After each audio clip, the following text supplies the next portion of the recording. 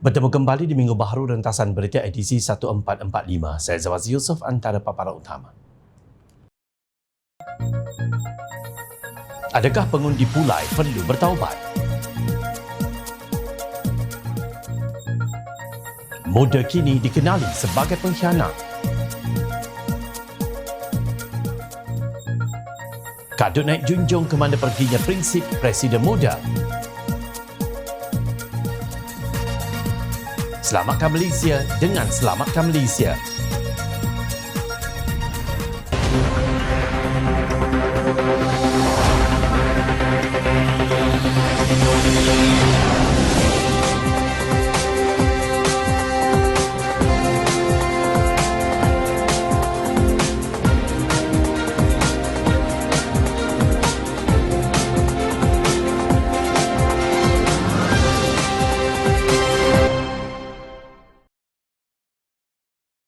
Assalamualaikum dan salam sejahtera. Datuk Seri Anwar Ibrahim menyifatkan kemenangan Pakatan Harapan PH pada pilihan raya kecil PRK Parlimen Pulai dan Dewan Undangan Negeri Dun Simpang Jeram kemarin sebagai perkembangan positif bagi kerajaan perpaduan dalam memastikan agenda pembangunan dan ekonomi rakyat dapat terus dijayakan. Beliau turut mengucapkan tahniah kepada kedua-dua calon PH, Suhaizan Kayat dan Nazri Abdul Rahman, atas kemenangan mempertahankan kerusi kawasan berkenaan. Penghargaan saya buat semua pengundi yang yakin terhadap usaha kerajaan perpaduan dalam membangunkan negara, kata Perdana Menteri yang juga pengerusi PH dalam kenyataan di Facebook semalam. Suhaizan yang juga merupakan timbalan pengerusi Amanah Johor mempertahankan penguasaan PH bagi kerusi Parlimen Pulai apabila meraih 48,283 undi, menewaskan Zulkifli Jaafar daripada Perikatan Nasional PN yang mendapat 29,642 undi, manakala calon bebas Samsudin Muhammad Fauzi hanya sekadar meraih 528 undi.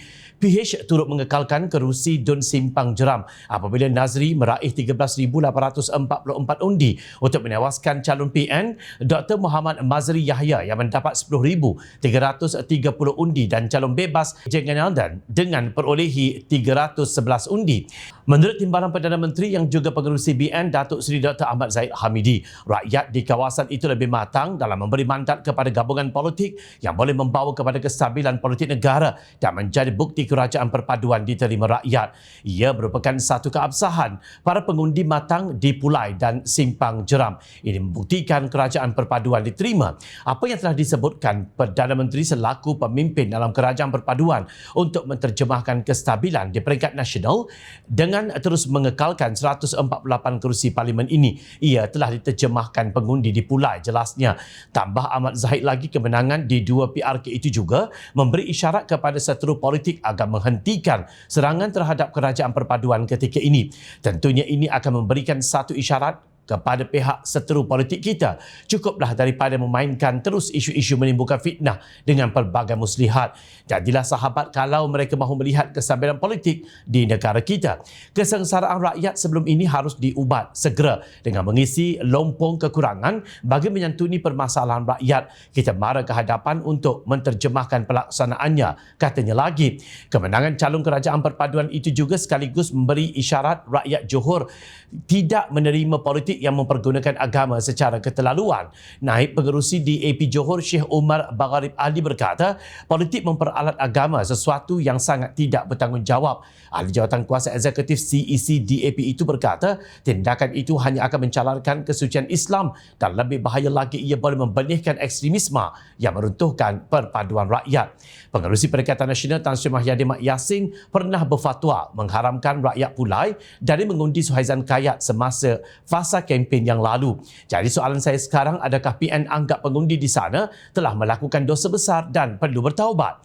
Saya nak ingatkan PN bahawa pilihan raya adalah proses biasa demokrasi yang diamalkan di Malaysia. Ia termaktub dalam perlembagaan dan selari dengan semangat Masdaqal Ijtimaiyah atau People's Mandate dalam perbahasan maqasid syar'iyah, katanya menerusi kenyataan semalam. Dalam pada itu, Syekh Umar berharap Perikatan Nasional kembali fokus menjadi pembangkang yang konstruktif dengan peranan untuk membantu kerajaan dalam membangunkan rakyat dan memulihkan ekonomi selain mencadangkan polisi-polisi yang baik. Berhentilah daripada perangai adu domba dan manipulasi agama demi kepentingan politik. Ia hanya merugikan rakyat dan negara, katanya. Tahukah anda bahawa kejayaan calon PH Suhaizan Khaiyat dalam PRK yang lalu adalah setelah 6 kali mencuba nasib dalam pilihan raya, tetapi sebelum ini sebagai calon PAS. Bekas Speaker Dewan Undangan Negeri Dun Johor itu menyifatkan kekalahan 6 kali beliau sebelum ini yang bertanding atas tiket PAS adalah kerana PAS merupakan parti yang tidak diterima atau sukar diterima di negeri Johor. Suhaizan yang mempertahankan kerusi yang disandang oleh bosnya iaitu Allahyarham Datuk Seri Salahuddin Ayub menambah jika beliau bertanding di bawah gabungan yang baik, mungkin kemenangan akan berpihak lebih awal kepada beliau. Tahniah Kerajaan Perpaduan atas kemenangan ini. Semoga ianya akan terus menjadi inspirasi agar terus dapat mara mentadbir urus negara dengan lebih baik dan membuka mata dunia tentang kehebatan Malaysia. Oh ya, rakyat Malaysia ramai yang bersaudara dengan rakyat Johor dan mereka ternyata baik belaka, soleh dan menjaga agama. Rakyat Johor kelihatannya lebih cerdik dalam memilih. Mereka tidak mudah ditunggang dan diperbodohkan. Fatwa Mahyadin kelihatannya tidak membawa makna apa-apa kepada rakyat Johor. Ianya terbukti apabila kini Perikatan Nasional terkulai dipulai, terjunam di simpang jeram. Tanpa sepatah ucapan tahniah atau syabas atas kemenangan Pakatan Harapan PH yang mewakili Kerajaan Perpaduan dalam pilihan raya kecil PRK Parlimen Pulai dan Dun Simpang Jeram yang berada di bawah Parlimen Muar, kemenangan itu dipandang sinis oleh Parti Ikatan Demokratik Malaysia Muda apabila bertindak sebagai pembangkang kuasa ketiga sekaligus menarik sokongan terhadap Kerajaan Perpaduan. Presiden Muda Syed Saddiq Said Abdul Rahman menjelaskan pemberitahuan mengenai perkara itu telah diserahkan kepada Speaker Dewan Rakyat Tan Sri Johari Abdul menerusi surat yang diutuskan Ahad lalu. Ahli Parlimen Muar itu berkata keputusan menarik sokongan dibuat setelah berbincang dengan kepimpinan parti dan mengakui ia keputusan yang sukar dilaksanakan. Perjalanan ke hadapan akan panjang dan bersendirian, namun berbaloi kerana Malaysia sentiasa menjadi keutamaan. Tindakan kerajaan hari ini menggugurkan 47 pertuduhan rasuah. Timbalan Perdana Menteri Datuk Seri Dr. Ahmad Zahid Hamidi menyukarkan Muda untuk kekal dalam kerajaan, katanya menerusi sebuah video yang dimuat naik dalam Facebook Ahad lalu.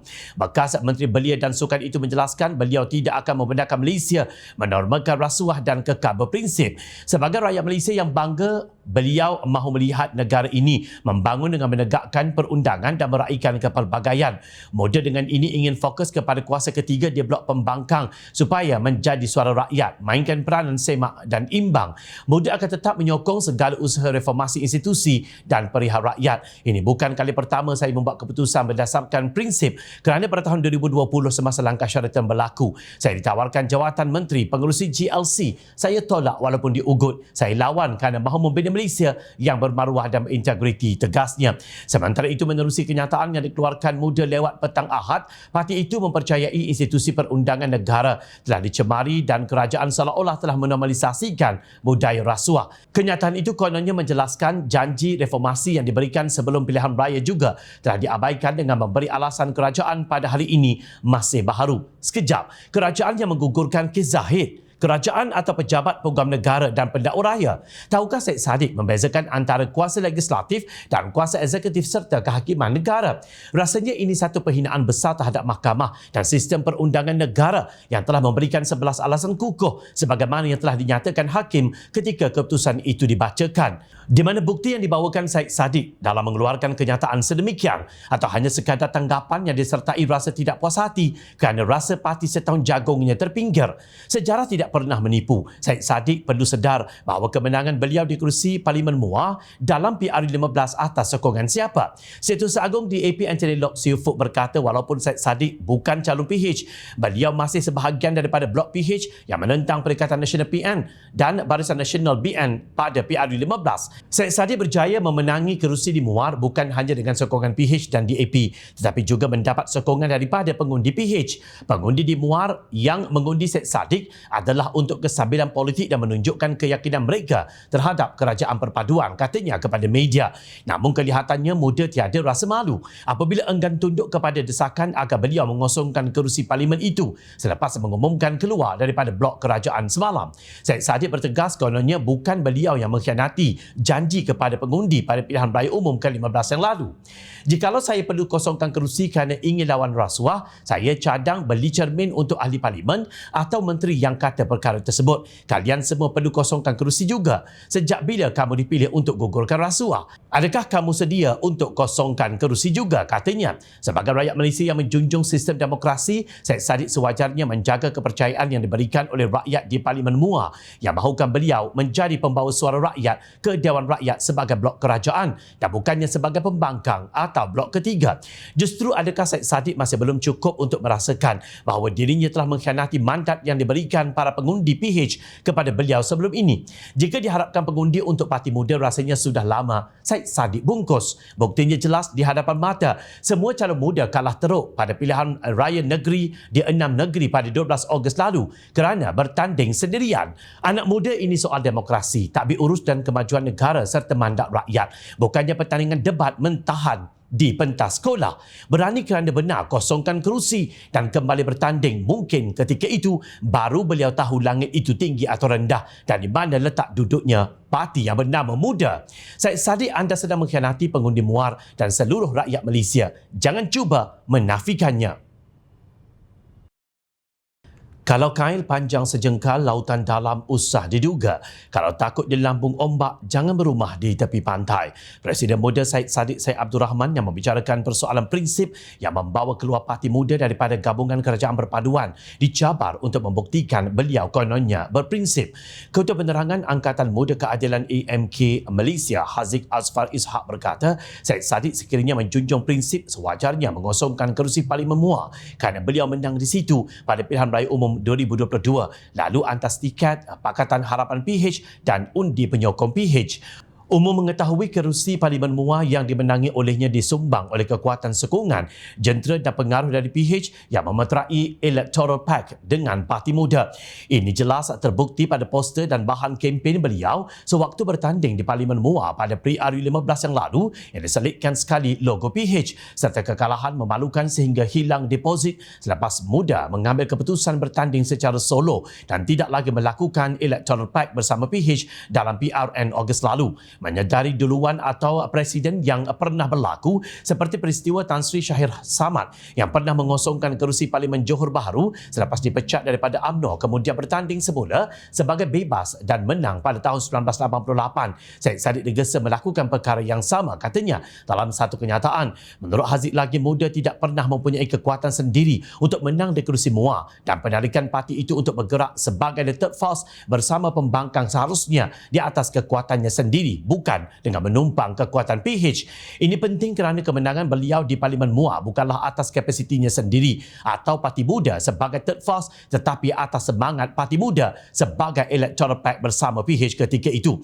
Kegagalan beliau mengosongkan kerusi adalah tindakan menculik atau mencuri kerusi Parlimen MUA dengan menjadikannya sebagai third force serta satu pengingkaran terhadap mandat rakyat di Parlimen MUA yang memilih Parti Muda sebagai Electoral Pact bersama Pakatan Harapan, katanya. Sementara itu, Naib Ketua Wanita Keadilan Pusat Datin Faizah Arifin berkata parti itu tidak wajar terlalu mengkritik lawan politiknya, sedangkan Presiden Muda juga menghadapi 4 pertuduhan bersubahat pecah amanah, salah guna harta dan pengubahan wang haram AMLA di Mahkamah Tinggi.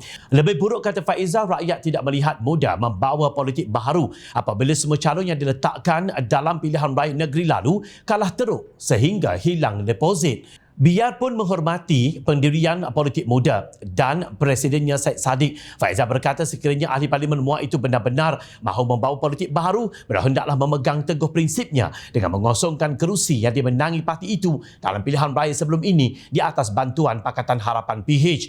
Atas sokongan yang tidak berbelah bahagi dari penyokong tegar PH, Saudari Amira Aisyah memenangi kerusi Dun Puteri Wangsa pada pilihan raya negeri Johor pada 2022 dan saudara Syed Saddiq memenangi kerusi Parlimen Muar pada pilihan raya umum ke-15. Atas semangat itu, hari ini Parti Muda mempunyai 2 orang wakil rakyat. Bayangkan jika penyokong PH tidak menyokong mereka, pastinya mereka juga akan hilang deposit. Atas nama prinsip perjuangan, saya gesa semua wakil rakyat dari Parti Muda meletak jawatan dan kembalikan sokongan kepada rakyat semula. Ini barulah dinamakan prinsip, jelasnya.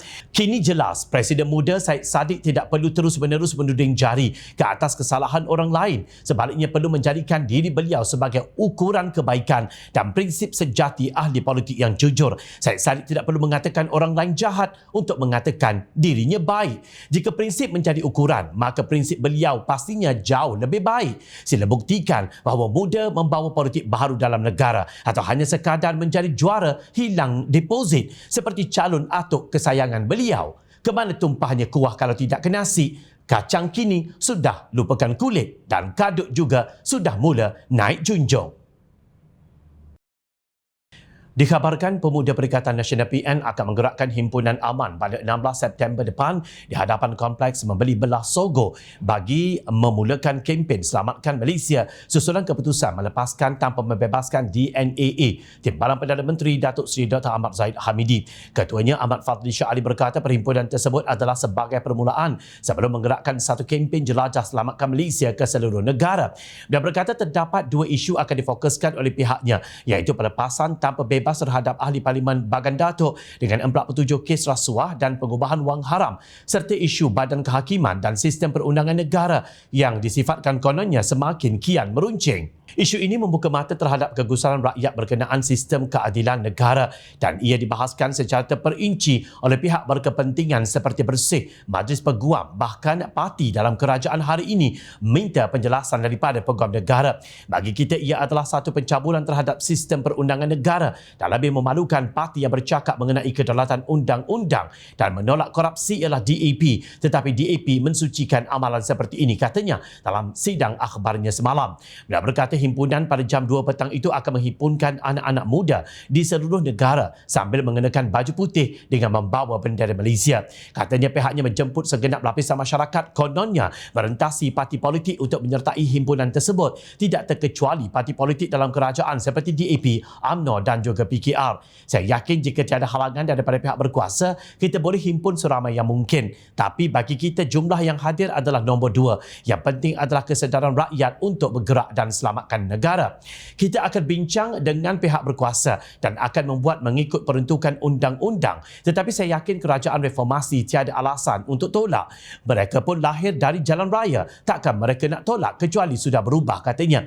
Sebagai respon, Ketua Penerangan UMNO Kelantan, Datuk Zawawi Osman, menasihatkan Ketua Pemuda PN itu supaya menjadi ahli parlimen yang berguna kepada rakyatnya. Nasihat saya kepada Ketua Pemuda PN, berilah idea kepada Menteri Besar di 4 negeri yang kamu perintah. Selesaikan masalah-masalah rakyat di negeri Kelantan khususnya. Jadilah seorang ahli parlimen yang berguna, katanya dalam satu kenyataan semalam. Menurut beliau, sepatutnya pemimpin pembangkang yang bercita-cita menyelamatkan Malaysia perlu melaksanakan tugasan dengan menjadi penyimak dan imbang yang berkesan semasa sidang Dewan Rakyat nanti. Ujarnya kestabilan menjadi kunci kemakmuran sesebuah negara. Zawawi turut memberitahu negara tidak akan stabil apabila masih ada politikus yang merancang menukar kerajaan melalui pintu belakang. Jangan heret rakyat dengan propaganda untuk membenci kerajaan. Move onlah dengan menerima kenyataan bahawa PRU15 sudah pun berlalu. Tunggulah 4 tahun lagi untuk kita beradu kembali, katanya. Nampaknya PN tidak pernah lelah dalam mencipta propaganda untuk mengheret rakyat membenci kerajaan tanpa memainkan peranan yang lebih konstruktif untuk membangunkan negara secara bersama. Mereka kelihatannya lebih berminat untuk terus memainkan isu tertentu demi kuasa dan gila mereka kepada tampuk pemerintahan negara. Sejak langkah Sheraton, pelbagai isu berkaitan Melayu dan Islam dipermainkan untuk membangkitkan emosi dan kemarahan rakyat. Isu tabung haji, kelihatannya mereka kalah berkali-kali di mahkamah dengan fitnah durjana yang direka. Isu Allahyarham Adib dimainkan dengan menyuntik isu perkauman Melayu dan sebagainya. Akhirnya didiamkan ketika mereka menjadi kerajaan. Apa yang mereka buat untuk membela arwah Adib? Mereka tidak berbuat apa-apa selain duduk di kerusi empuk hasil memperkudakan kes Allahyarham Adib dan keluarganya.